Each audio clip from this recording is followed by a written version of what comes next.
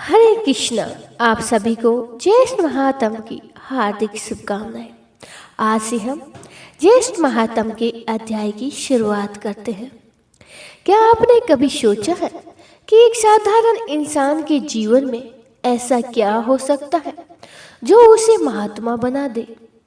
क्या ये सिर्फ त्याग की कहानी है या फिर इसके पीछे छुपा है कोई ऐसा रहस्य जो हर किसी की भी सोच बदल सकता है?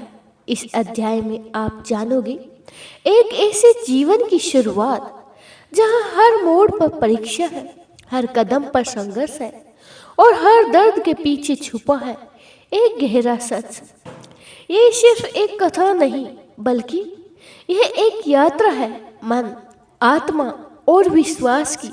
तो आइए शुरू करते हैं ज्येष्ठ महात्म की कहानी, जो शायद आपकी जिंदगी को भी एक नई दिशा दे दे।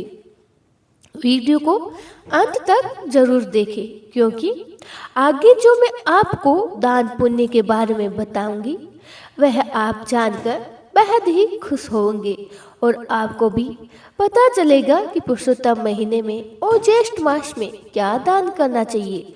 तो आइए भक्तों, अब हम हरे का नाम लेते हुए ज्येष्ठ महात्म का पहला अध्याय यानी प्रथम अध्याय शुरू करते हैं। इसमें आज है जल दान का महत्व बताया गया है। ऋषि लोग स्कंजी से बोले कि हे पाणासन, हम लोगों ने विस्तार पूर्वक वैशाख मास का महात्म्य भी भले प्रकार से सुना है, परंतु फिर भी मन की तृप्ति नहीं हुई है। इसीलिए सबको संतुष्ट कर देने वाला ज्येष्ठ मास के महात्म को कृपा करके कहिए, जिसके द्वारा सुनने वालों की पाप नाश हो। इस ज्येष्ठ मास का देवता कौन है और इसके सेवन से क्या फल प्राप्त होता है तथा इसके सेवन की विधि क्या है, ये वरदान हमसे कहिए। स्कंद जी ऋषियों से कहने लगे कि आप लोगों ने लोक परोपकार के लिए अत्यंत ही उचित प्रश्न किया है। मैं आप लोगों से ज्येष्ठ मास के महात्म को कहता हूँ। जिस प्रकार सब देवताओं से श्री विष्णु भगवान बड़े हैं और प्रशंसा के लायक है और प्रजा के पालन करता है, उसी तरह यह ज्येष्ठ मास भी के सब दिन श्रेष्ठ है और पर्वे के समान है। इसीलिए ये मास सब लोगों में श्रेष्ठ मनाया गया है। इस ज्येष्ठ मास में शौच आदि से निवृत्त होकर प्रातःकाल स्नान करना चाहिए और इस प्रकार दशा अश्वमेघ तीर्थ में स्नान गंगा लोगों को पवित्र करती है। समस्त पापों के नाश के लिए ज्येष्ठ मास में स्नान कर और दशा अश्वमेघेश्वर का दर्शन करें तो स्नान करता फिर दूसरी बार जन्म नहीं लेता है। इस ज्येष्ठ मास के दिवस पुण्यतम और धर्म युक्त है। जिस ज्येष्ठ मास में पाप नाशिनी और सुंदर स्त्रोवाहिनी गंगा अवतरित हुई है। ज्येष्ठ मास की सब तिथियों में अधिक पुण्य देने वाली दसवीं तिथि है और 10 प्रकार के पापों का नाश करने वाली उस दिन स्नान और दान अवश्य करना चाहिए। जल पूर्व घट दान, जल दान, तालपत्र यानी व्यंजन दान, चंद दान, छत्र दान और जूता दान भगवान त्रिविक्रम के प्रीत्यर्थ करना चाहिए। बोले श्री कृष्ण भगवान की जय हो। जैसा कि मैंने आपको बताया था कि इसमें क्या चीज दान करनी चाहिए और दान करते समय क्या करना चाहिए। जैसे कि आपने जूता दान किया तो जूता दान करने समय मंत्र बोलना चाहिए। वो मंत्र क्या है जरा आप सुनिए। हे केशव, कांटों और कंकरों से रक्षा करें। निमित्त में जूता दान करूंगा जो कि सब स्थानों में सुख देने वाला है। इस जूते दान से आप मुझे शांति प्रदान करें। अब मैं आपको बताती हूँ छत्र दान करने का। छत्र दान बहुत ही ज़्यादा महत्व होता है इसका भी दान करना। और आइए, इसको दान करने से पहले भगवान की आगे रखकर, हाथ जोड़कर और आंखें बंद कर कर भगवान के सामने छत्र दान करते समय यही मंत्र बोले, हे केशव, हे प्रभु, इसी लोक और परलोक में धूप से आप मेरी रक्षा करें। हे प्रभु, ये छत्र आपकी प्रिय छत्र आपके प्रिय ब्राह्मण को मैंने दिया है। और इसी प्रकार अगर आप शंकरा तथा जलपूर्ण घट दान का मंत्र जाप सकते हैं। ये दान करने से पहले आपको भगवान के सामने बैठकर इस मंत्र का उच्चारण करना चाहिए। हे केशव, मैंने शंकरा और जल से पूर्ण घट का दान दिया है। इससे 33 तीर्थों के देवता प्रसन्न हो। इसका मतलब है घड़ा यानी मटकी। कोई मटकी कहता है, कोई घड़ा कहता है, कोई कलसा कहता है। अपनी अपनी अलग अलग भाषा के अनुसार बोला जाता है, लेकिन इसमें जल डाल के और उसे दान करना चाहिए, जिससे हमें 33 तीर्थों के देवताओं का प्रसन्न करने का मौका मिलता है।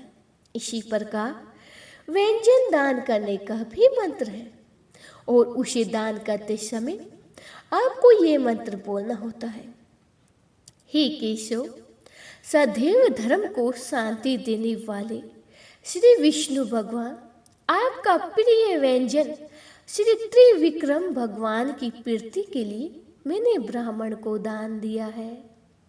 इसी प्रकार चंदन का दान करते समय मंत्र बोले, क्योंकि भगवान श्री कृष्ण को चंदन बहुत ही ज़्यादा प्रिय है, जैसे कि आपने अलग अलग कथाओं में सुना भी होगा। यह कपूरस्य खस से युक्त चंदन सुंदर और रुचिकर है। इसका मैं दान करती हूँ या करता हूँ।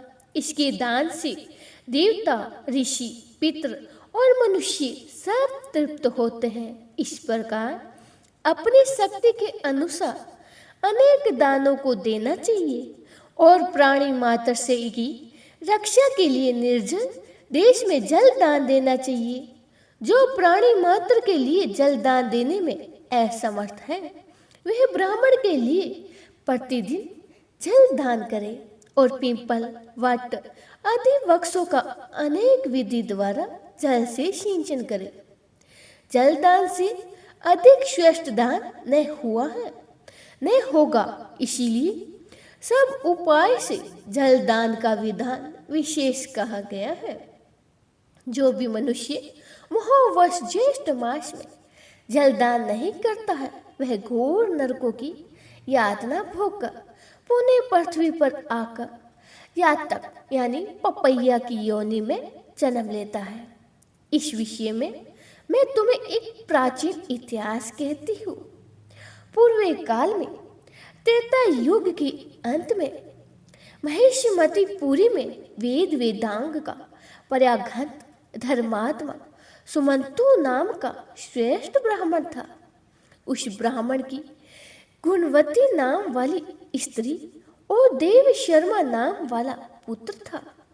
देव शर्मा ब्राह्मण पुत्र सदैव ही देवता पूजन में निरत और अतिथि प्रिय था। किसी समय देव योग से वह समिधा लेने के लिए वन में गया था। समिधा यानी लकड़ियां। वहां वह प्रतप्त होकर तेज किरणों से और तृष्णा से अत्यंत ही व्याकुल हो गया। उस वन के तालाब के समीप जाकर वह एक वृक्ष की छाया में बैठकर जल पीकर समीप ही सो गया। उस ब्राह्मण के भय से उस वन के जो भी मृग और पक्षी गण थे, वे सब तृष्णा से पीड़ित होकर व्याकुल हो गए, और कुछ तो मर भी गए। सूर्य नारायण के अस्त हो जाने पर जब उसकी निद्रा हुई दूर, तब वह ब्राह्मण अपने घर आया।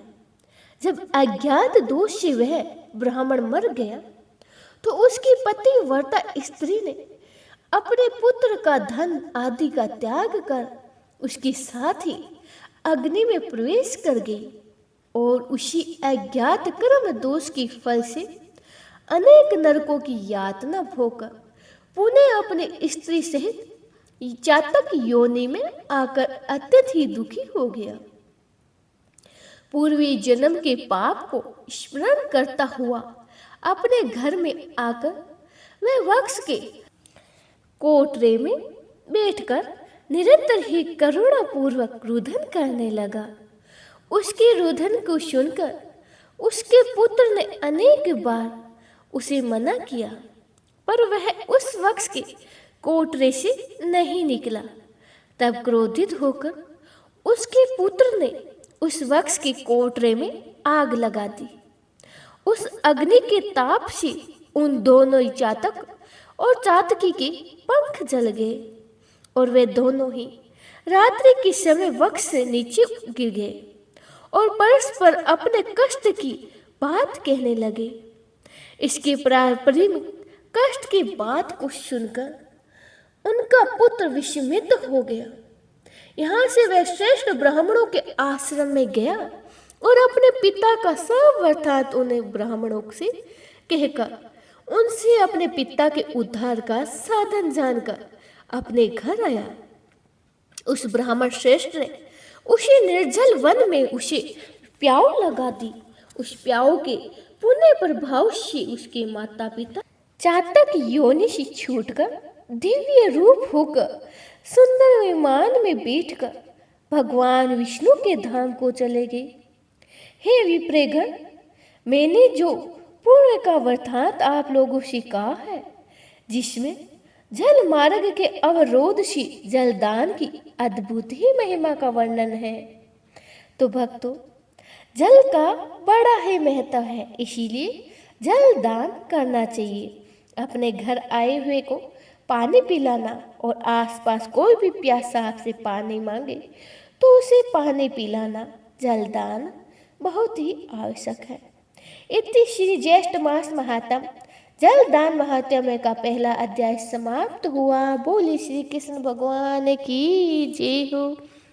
हरि शरणम हरि शरणम हरि शरणम हरि शरणम।